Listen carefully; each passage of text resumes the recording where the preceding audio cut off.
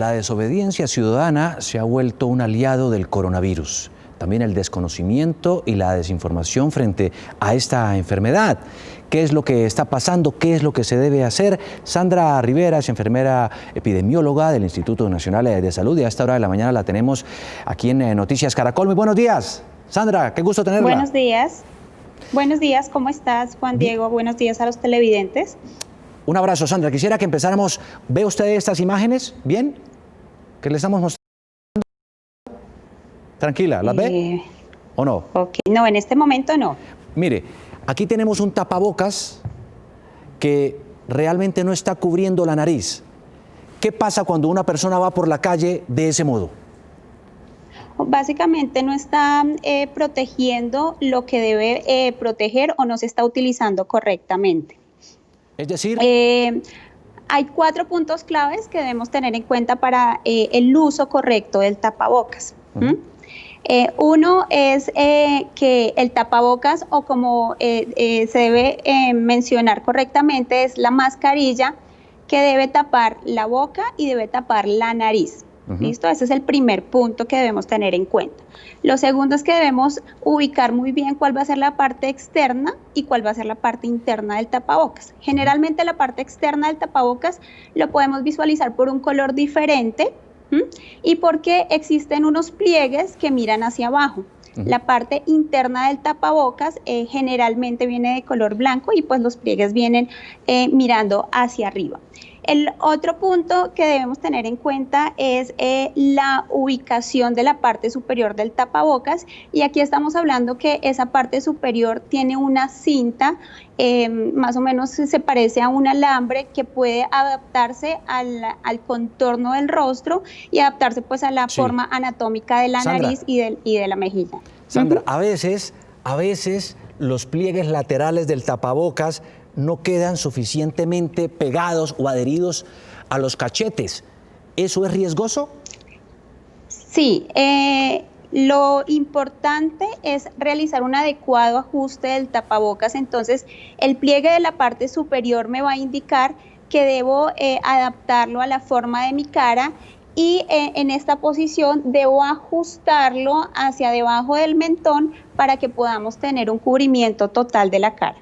Claro. No sé si alcanza a ver esta imagen. Aquí vemos un tapabocas de tela. Parece ser que está muy bien puesto.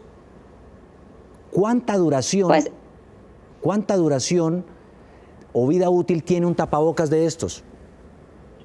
Sí, estamos hablando que las mascarillas quirúrgicas, que es realmente el término adecuado que debemos utilizar cuando hablamos de estos elementos, si son esas mascarillas quirúrgicas, aproximadamente un término de 6 a 8 horas de duración es lo que se ha estudiado frente pues a este elemento, siempre y cuando no tenga algún deterioro o no esté mojado. ¿Sí? Si tiene deterioro o está mojado, debemos retirarlo de forma inmediata porque ya no está haciendo la función de barrera. Claro. ¿Para qué sirve el N95? Aquí tenemos una imagen de una persona que lo usa. ¿Está más protegida, menos protegida? ¿Cuál es la diferencia con uno de tela normal o una mascarilla, como usted la llama? Bueno, hay varias diferencias. Voy a enfatizar 4 puntuales. El primero es el nombre. El N95 es un respirador de alta eficiencia que el material y el filtro que se utiliza básicamente es para que filtre el 95% de todas las partículas que están en el aire, ¿sí? Y pues el otro término que ya habíamos hablado es que se llama mascarilla de tela o mascarilla quirúrgica, pues que tapa o cubre la boca y la nariz. Ese es el primer punto, el nombre. El segundo punto que quiero enfatizar es que el 95 puede limitar el acceso al sistema respiratorio de partículas hasta 0.3 micras, que es un término muy técnico, pero en otras palabras, partículas muy pequeñas, ¿sí? Y el otro punto que quiero enfatizar es el usuario. El N95, el respirador de alta eficiencia, es de uso exclusivo para el personal de salud, dado que tiene unos elementos claves para su uso y para su retiro. Si no lo utilizamos bien y no lo retiramos bien, pues no vamos a tener la protección que necesitamos. Claro, no sé si alcanza a ver ahora esta imagen. A uno le pasan muchas cosas cuando está haciendo transmisiones en vivo y a este personaje, bueno, mire usted cómo se terminó poniendo el tapabocas. Es una clara demostración de lo que no se debe hacer con el tapabocas. Efectivamente, lo que habíamos enfatizado y lo que debemos enfatizar en uno es en el uso correcto del tapabocas, que siempre debe cubrir la boca y la nariz. Y importante hacer higiene de manos o lavado de manos antes y después de usarlo. ¿Estar tocando el tapabocas permanentemente implica algún aumento de riesgo? Sí, es un riesgo. Cuando utilizamos el tapabocas, se considera que la parte externa del tapabocas es la parte más contaminada, por ende no debemos manipularla. ¿Sí? En caso de manipularla, ¿qué debemos hacer? Realizar el lavado de manos de forma inmediata. Claro, tengo esta cifra que conseguí, usted ayúdeme a corroborarla, por favor. Uno en promedio, según un estudio que se ha hecho en Estados Unidos, se toca en promedio el rostro, la cara, 23 veces cada hora. De ahí el alto riesgo. Sí. Efectivamente, hay otros estudios que hablan hasta 500 veces por día. Y la particularidad es que lo hacemos de forma involuntaria. Por eso, ¿debe uno usar guantes o no? Para la comunidad en general, realmente no está recomendado el uso de guantes. Lo que recomendamos es el lavado frecuente de manos. ¿Sirve o no, Sandra, usar antibacterial? Hay muchos mitos alrededor de eso. Quienes dicen, no pierda su tiempo ni su plata con eso. ¿Es verdad o no?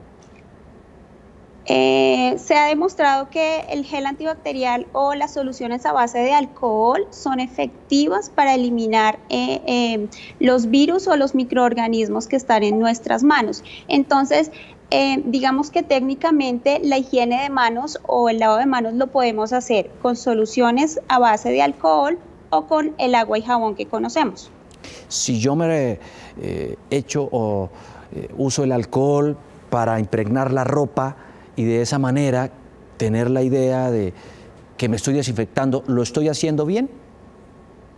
Realmente no es una actividad recomendada la aspersión de ningún desinfectante sobre la ropa debido a los riesgos que puede generar y a las reacciones adversas, por ejemplo, irritaciones si caen mucosas, dermatitis y hasta queratosis. Pero yo prefiero irritarme a no contagiarme. Digamos que en este caso y en este contexto, cuando hablamos de COVID, tenemos que tener en cuenta los mecanismos de transmisión para así, digamos, interrumpir esta transmisión del virus. Básicamente se han documentado 3 mecanismos de transmisión, ¿sí? El primero es por las gotas que uno expele al hablar, al toser o al estornudar, ¿sí? Esas gotas pueden caer en superficies cercanas, no mayor a 2 metros, ¿no? Entonces, también podemos hablar de otro mecanismo que es la transmisión por contacto. En este sentido, lo que se recomienda cuando estamos hablando del uso de, por ejemplo, de alcohol, es limpiar las superficies que están en un contacto extremo o muy cercano a esos pacientes o a esas personas que puedan contraer el virus. El distanciamiento social, ya quiero entrar en ese detalle, social. Pero antes una televidente me pregunta, si yo uso el vinagre, si yo uso cloro para tratar de desinfectarme, ¿estoy incurriendo en un error o lo estoy haciendo bien? Pues básicamente cuando hablamos digamos de desinfección entre comillas, pues lo ideal es que nosotros realicemos la higiene de manos, porque básicamente las manos son un vehículo para que nosotros podamos contagiarnos no solamente de COVID, sino de cualquier microorganismo. En este sentido, podamos adquirir cualquier infección, ¿sí? Lo que recomendamos con esos desinfectantes como alcohol, como cloro, es que los utilicemos en la superficie por el riesgo de generar reacciones alérgicas. ¿El vinagre funciona o no funciona? ¿Lo puede usar o no? ¿Me puede repetir la pregunta, por favor? ¿El vinagre lo puedo usar o no? ¿Qué recomienda usted? Digamos que no hay mucha evidencia que el vinagre esté relacionado con, digamos, la eliminación de COVID, sin embargo, es un muy buen desinfectante. Y existen otras opciones, como por ejemplo el hipoclorito de sodio, que lo podemos conseguir, digamos, en cualquier tienda y ha demostrado una muy buena efectividad para eliminar COVID. Claro, este tipo de caretas para cubrirse el rostro, buena parte de la cara, ¿funcionan o no funcionan? ¿Debo usarlas solas o con tapabocas?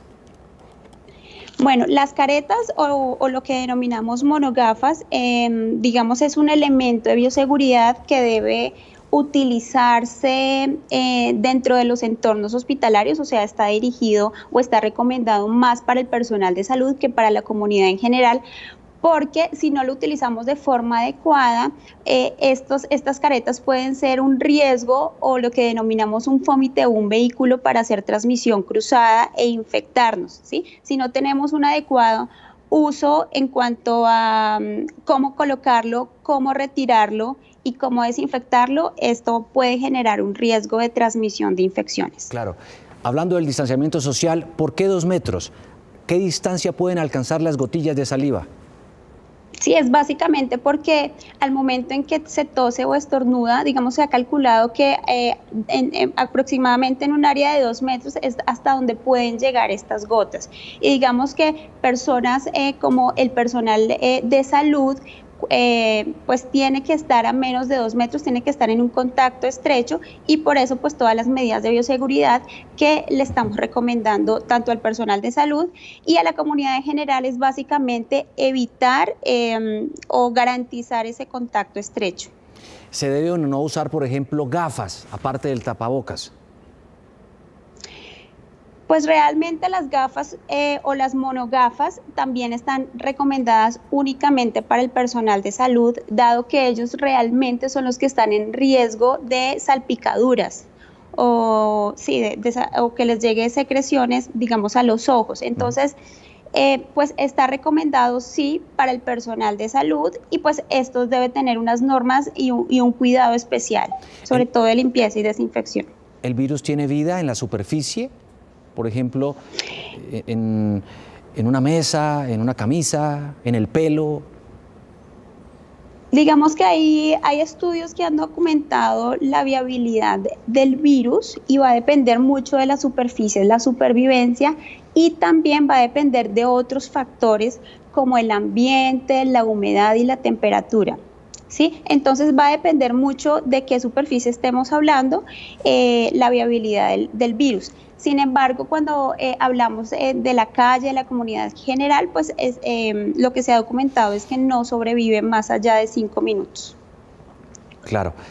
Y por último, 2 metros.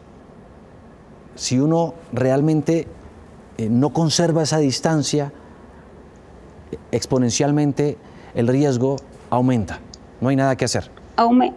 Aumenta el riesgo y por eso desde el gobierno nacional se ha recomendado garantizar ese distanciamiento social en conjunto con el uso de tapabocas o de mascarillas quirúrgicas y el aumento de la frecuencia de la higiene o el lavado de manos. Esas 3 medidas son las, digamos, que han demostrado mayor eficacia para prevenir el contagio contra el virus, contra COVID. Sandra Rivera, enfermera epidemióloga del Instituto Nacional de Salud, entregándonos muchos consejos y recomendaciones frente a la manera adecuada en la que debemos protegernos y cuidarnos, tanto para nosotros mismos como para las personas que tienen contacto con nosotros. Sandra, muchísimas gracias por este contacto con Noticias Caracol. Gracias, Juan Diego, por la invitación. Muy amable.